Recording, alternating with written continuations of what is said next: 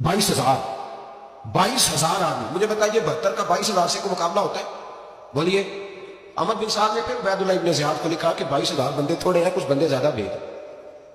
तो अहमद बिन साद को उबैदुल्लाह इब्न ज़ियाद कहने लगे कि तू पागल तो नहीं हो गया, 72 के लश्कर का 22,000 भेजा, और कितना भेजूं? तो उसने कहा तुम्हें ये नहीं पता ये लोग कौन है? ये मौला अली शेर खुदा की औलाद है। इनमें एक एक शख्स ऐसा है जो एक एक हजार के मुकाबले में लड़ना जानता है। तो यहाँ कमजोरी दिखाई जाती है। हमारे बच्चे समझने लगे हैं कि ये शायद कोई ऐसी दास्तान है, और इस तरह का माहौल टीवी में मैं देख रहा था, इस तरह का माहौल बनाया जाता है जैसे कोई खौफ है। यानी वाकई करबला कोई ऐसा वाकया जिसे देख के खौफ तारी हो जाए, बच्चे रातों को डरे। वो अकेले दरख्त दिखाए जा रहे हैं और तीर दिखाए जा रहे हैं। वो यार क्या कौम की तरबियत कर रहे हैं। वाकई करबला हौसले का नाम है, दलेरी का नाम है। सुने बात असल में क्या थी, बड़े ठंडे दिमाग से मेरी बात को समझिएगा। हजरत मौला अली शेर खुदा के बाद मुसलमानों के मुतफिका अमीर बने थे हजरत अमीर माविया। उन्हें अमीर किसने बनाया था? इमाम हसन ने, हजरत अली के बड़े साहबजादे। हजरत इमाम हसन ने उनसे सुलह की, उन्हें खिलाफत दी। और सही बुखारी में नबी पाक ने फरमाया था मेरा बेटा हसन सरदार है, जब मुसलमानों की जमातों में लहू बह जाएगा तो हसन उनकी सुलह करा देगा। वो सुलह इमाम हसन ने कराई, जनाब अमीर माविया अमीर बन गए। हजरत अमीर माविया रज़ी अल्लाह तआला अन्हु बड़ा प्यार करते थे नबी पाक से, बड़ा एहतराम करते थे हुजूर के खानदान का। उनकी जो इज्तिहादी खताएं हैं वो अपनी जगह पे मौजूद है। क्योंकि इमाम हसन ने उनसे सुलह कर ली, लिहाजा हम भी उनके बारे में कोई जुमला कहने के मजाज है, हमारी मजबूरी इमाम हसन है। इसलिए कि जिसे इमाम हसन सही कहे, फिर इमाम हसन के मानने वाले को उसे गलत नहीं कहना चाहिए। हजरत अमीर माविया रज़ी अल्लाह तआला अन्हु का जब विसाल हुआ तो हजरत इमाम हसन पहले ही उनसे विसाल कर गए, आपको ज़हर दे दिया कि आप शहीद हो गए। इमाम हुसैन मौजूद थे। तो यजीद के बारे में लोगों ने कहा जनाब अमीर माविया से कि ये ठीक है, मुनासिब है और बहादुर है, दलेर है। वो जो होते हैं ना खुशामदी टोला, हमारे मुल्क में जो अच्छी खुशामद करे उसे अच्छी वजारत मिलती है, अच्छी वजारत उसे देते हैं। जो जरा सही बदतमीज भी हो और सही वकालत करने वाला उसे वजारत सही देते हैं। तो हजरत अमीर माविया के गिर्द भी कुछ ऐसे लोग थे, उन्होंने आपसे कहा कि यजीद को नामजद कर दे। तो आपने यजीद को बुलाया, हवाला मुझसे देख लीजिएगा। बुला के फरमाया कि 3 बंदों के सामने अपनी खिलाफत पेश करना, अगर वो तुझे मान जाए तो अमीर बन जाना, ना माने तो चुप करके घर बैठ जाना। वो 3 बंदे कौन है? जनाब अब्दुल्ला इब्न अब्बास, हजरत अब्दुल्ला बिन जुबैर और इमाम हुसैन रज़ी अल्लाह तआला। ये वसीयत फरमाई जनाब अमीर माविया। हुआ ये कि यजीद जब अमीर बना ना, 2-3 चीजें होती हैं जब किसी बंदे को काबू करना होता है। 2-3-4-5 चीजें ऐसी होती हैं जिससे बंदा काबू आता है। तो उसने भी फौरी तौर पे यजीद ने देखा मेरे लिए मसला क्या बन सकता है। वलीद बिन उतबा उस वक्त मदीने का गवर्नर था। यजीद ने उसको खत लिखा कि अमीर, अरब का रिवाज आज भी है कि जब तक नए खलीफा की बैत नहीं हो जाती पुराने के इंतकाल की खबर ही नहीं देते, उसको रखे रखते हैं। ये उनका तरीका है। वो कहते हैं कि वली अहद अच्छी तरह कब्जा कर ले फिर बताए।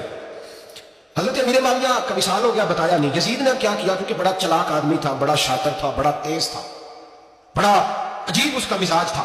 ये चलाक लोग जिंदगी में हमेशा धोखा करते हैं। चलाकियां इंसान को खिलाती हैं और इतना मुंह छीन जाता है कि मुंह पहचाना ही नहीं जाता। बंदा अपने आप को रब रसूल के हवाले कर दे तो अल्लाह बड़ी बेहतरीन जज़ाएं अता करता है। ये लोग तेजी दिखाते हैं बाज। तो यजीद भी तेजी दिखाने वाला था। उसने वलीद को खत लिखा, कहने लगा कि फौरी तौर पर अब्दुल्ला इब्न अब्बास को बुलाओ, उसे कहो मेरी बैत करें। ये जो बैत होती थी ना, ये भी सुन ले क्या होती थी। ये बैत हलफ होता था, हलफ कि मैं अल्लाह रसूल के नाम पे हलफ देता हूं कि मैं यजीद की इताअत करूंगा, मैं उसके खिलाफ कोई बगावत नहीं करूंगा। ये बैत लोग समझते हैं कि बस हाथ पकड़ने का नाम बैत था।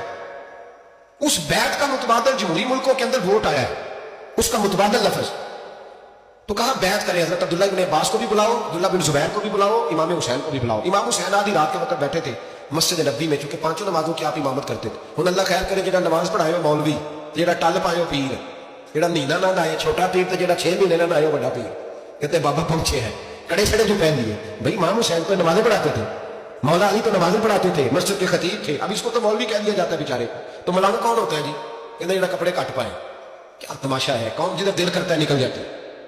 इमाम हुसैन नमाज पढ़ा के शाह की बैठे थे जनाब अब्दुल्ला बिन जुबैर। अब्दुल्ला बिन जुबैर कौन थे? ये नबी पाक सल्लल्लाहु अलैहि वसल्लम के पोते थे और जनाब सिद्दीक अकबर के नवासे थे। हजरत अब्दुल्ला बिन जुबैर और जनाब जुबैर बिन अवाम अशरा मुबशरा से अभी है, उनके बेटे बहुत जीरक आदमी थे। ये भी इमाम हुसैन के पास बैठे। अब्दुल्ला इब्न अब्बास भी थे जो हुजूर के चचा के बेटे हैं, इस उम्मत के पहले मुफस्सिर है कुरान पाक। ये लोग बैठे थे। तो वलीद ने एक बंदा भेजा, उसने आके कहा जनाब आपको गवर्नर साहब ने बुलाया है। तो अब्दुल्ला बिन जुबैर कहने लगे हुसैन इस वक्त बुलाने की बात समझ में नहीं आई। तो इमाम हुसैन बड़े बसीरत वाले थे, अल्लाह ने बसीरत दी थी। कहने लगे अब्दुल्ला आपको समझ नहीं आई, मुझे समझ आ गई, अमीर माविया विसाल कर गए और ये हमें जो बुलाया गया है ना, ये यजीद की बैत के लिए बुलाया गया है। तो कहा फिर आप आधी रात को ना जाए, आपके लिए खतरा होगा। तो इमाम हुसैन फरमाने लगे खतरा हुसैन को नहीं होता, हुसैन को खतरा ने कहा फिर भी आप मेहरबानी करें जरा एहतियात से जाएं। तो जनाब अब्दुल्ला इब्न जुबैर ने, अब्दुल्ला इब्न अब्बास ने 14 बंदे نیزے دے کے تلواریں دے کے امام حسین کے ساتھ بھیجے اور کہا کہ امام حسین اگر اس نے کوئی غلط ملت بات کی نا زبردستی بیعت کرنے کا کہا تو آپ بس کوئی ایک بات اونچی آواز میں کر دینا یہ سپاہی پیچھے آ جائیں گے۔ امام حسین ان 14 بندوں کو لے کے گورنر ہاؤس پہنچ گئے۔ جب آپ وہاں پہنچے اس نے بتایا، اس نے کہا جی حضرت امیر معاویہ انتقال کر گئے اور آپ نے یزید کی بیعت کرنی ہے۔ تو امام حسین فرمانے لگے میں چھپ کے بیعت نہیں کروں گا، مجمع لگاؤ، جمعے والے دن اعلان کرو، جو طریقہ ہے حضرت ابوبکر صدیق کا، جو طریقہ ہے حضرت عمر فاروق کا، جو انداز حضرت عثمان غنی کا ہے، جو مولا علی کا ہے، سر عام اعلان کرو، اگر ساری دنیا یزید کی بیعت کرے گی تو میں بھی تیار ہوں۔ تم مجھ سے بیعت لے کے بھی لوگوں کو بتانا چاہتے ہو کہ حسین بیعت تو کر رہے ہیں تو تم کیوں نہیں کر رہے؟ میں عام آدمی نہیں ہوں لہذا چھپ کے بیعت نہیں کرتا۔ جب یہ بات کی نا تو ولید بڑا نرم دل تھا اور امام حسین کی شان کو جانتا تھا، وہ جانتا تھا یہ نبی پاک کا خاندان ہے۔ اس نے کہا جی مجھے تو حکم تھا، باقی آپ حضور کے نواز ہیں، میں کل کچھ۔ وہاں ایک بڑا بدبخت شخص بیٹھا تھا، عبد الملک بن مروان، وہ ولید سے کہنے لگا کہ اگر حسین آج تمہارے ہاتھ سے نکل گئے تو تمہارے لیے بہت بڑا مسئلہ کھڑا ہو، انہیں جانے نہ دینا، یا بیعت کراؤ یا ان سے کہو جنگ کے لیے تیار ہو۔ تو امام حسین رضی اللہ تعالیٰ عنہ کے کانوں میں آواز گئی تو فرمانے لگے ابن مر جانا، اگر تیرے اندر جرت ہے تو آ سامنے حسین کے، اس کے کانوں میں باتیں نہ کر، کانا پوسی نہ کر، باہر آ میدان میں، شرارت نہ کر، باہر آ، میں تمہیں بھی بتاتا ہوں کہ حسین سے مقابلہ کرنے کا انجام کیا ہے۔ یہ کہہ کے امام حسین باہر نکلے، اپنے بھائی محمد بن انفیہ کو بلایا، عبداللہ بن زبیر، عبداللہ بن عباس، ڈھیر سارے لوگ اکٹھے ہو گئے، فرمایا یہ معاملہ ہے، اب کیا کرنا ہے؟ یاد رکھیں ووٹ برادری کا نہیں ہوتا، ووٹ برادری کا نہیں، ووٹ دین کا ہوتا ہے۔ جو بندہ دین کے، ملت کے، مذہب کے معیار پہ پورا نہ ہوتا ہے اسے حکمت کے تحت بھی ووٹ دینا جائز ہے۔ ہاں یہ بات سچی ہے تو باہر آ جائے، سچی ہے، یہ یاد رکھ لے، ہمارے ووٹ سے کوئی M N A M P ہے جتنے ظلم کرے گا ووٹ دینے والا اس کے ظلم میں شریک ہوگا، بالکل 100%، یہ لکھ لے بات۔ ہم بڑی اس وقت بڑی جلدی، پتہ نہیں ہمیں کیا مسئلہ ہو جاتا ہے، اتنا جد و اتنی مصیبت انہیں نہیں بڑی ہوتی، یہ یہاں بڑی ہوتی ہے۔ خدا کا خوف کرے، امام علی مقام پر ووٹ ہی مانگ رہا تھا نا یزید، اور پھر اس نے بڑے بڑے لالچ دیے، اس نے کہا کہ آپ 5-4 صوبے ہیں جس کی گورنری مرضی رکھ لیں، دولت آپ کی مرضی کی۔ تو پھر آج ہمیں بھی لوگ مشورہ دیتے ہیں، کہتے ہیں مسجد میں سیاست نہیں ہونی چاہیے۔ میں نے کہا کیا کریں، یہ امام حسین ہمیں مجبور کر گئے، کوئی نہ کوئی بات کرنی پڑی جاتی ہے۔ امام علی مقام نے فرمایا چھپ کے ووٹ کی بات، بیعت کی بات نہیں ہو سکتی۔ آپ نے جا کے لوگوں سے مشورہ کیا تو وہ کہنے لگے حضور وقت ابھی مناسب نہیں ہے، آپ اس طرح کریں یہاں رکے، ہم مکے سے، عراق سے، کوفے سے لوگوں کو بلاتے ہیں، یہاں ایک بڑی مجلس مشاورت قائم کرتے ہیں۔ امام حسین فرمانے لگے اگر تم مشاورت قائم کرو گے تو ولید اور عبد الملک بن مروان وہ تو جنگ کرنے کو تیار ہے، اور نبی پاک نے فرمایا ایک مینڈا ہوگا جس کی وجہ سے مدینے کی گلیوں میں لہو بہے گا۔ فرمانے لگے میں وہ بکرا، وہ مینڈا نہیں بننا چاہتا۔ کہا پھر آپ کیا کریں گے؟ تو امام حسین وہ پڑے، فرمانے لگے میں مدینہ چھوڑ جاؤں گا لیکن مدینے کی حرمت پامال نہیں ہونے دوں گا۔ امام علی مقام آدھی رات کے وقت نکلے، سیدہ فاطمہ کا دروازہ ایک اس دن تھا جس دن حضرت مولا علی کوفے چلے گئے، اور دوبارہ آج تالا لگا جب امام حسین نکلے۔ آپ جنت البقیع کے پیچھے کھڑے ہو کے حضور کا روزہ دیکھنے لگے، اس وقت گنبد تو نہیں ہوتا تھا، روزہ دیکھنے لگے۔ نانا تیرے کرم کے خزینے کی خیر ہو، میں جا رہا ہوں تیرے مدینے کی خیر ہو۔ سارا خاندان لے گئے، مکے تشریف لے گئے، حج کے ایام قریب آنے والے تھے۔ امام حسین نے وہاں لوگوں سے باتیں کی، جب امام حسین وہاں سے پہنچے تو کوفے سے خط آنے لگے۔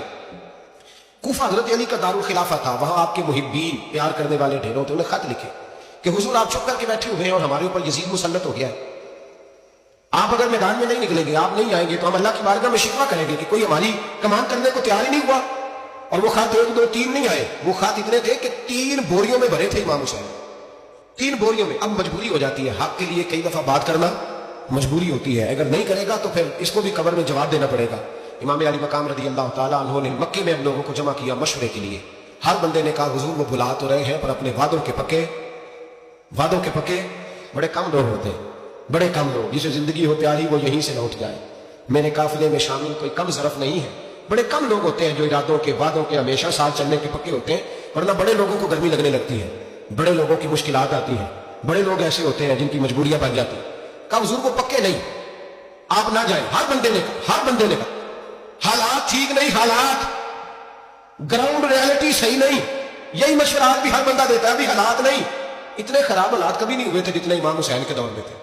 لیکن فرمایا میں دین کے خلاف غلط حکمران کو مسلط ہونے کی اجازت، مزاحمت کروں گا، مخالفت کروں گا۔ امام کہنے لگے کوئی بات نہیں، وہ میرے ساتھ چلے نہ چلے لیکن میں کوفے جاؤں گا، وہ لوگ میرے ساتھ کھڑا ہونے کو تیار ہے تو وہ جھوٹ ہے یا سچ ہے پر میں چلوں گا۔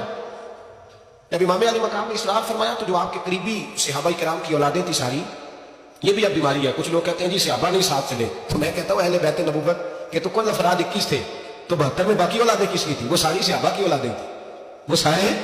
پتہ نہیں کیوں اس طرح کا فلسفہ بیان کیا جاتا ہے جس میں حالات خراب ہو۔ حضرت سیدنا इमाम अली मकाम को जब बहुत ज्यादा कहा गया ना तो इमाम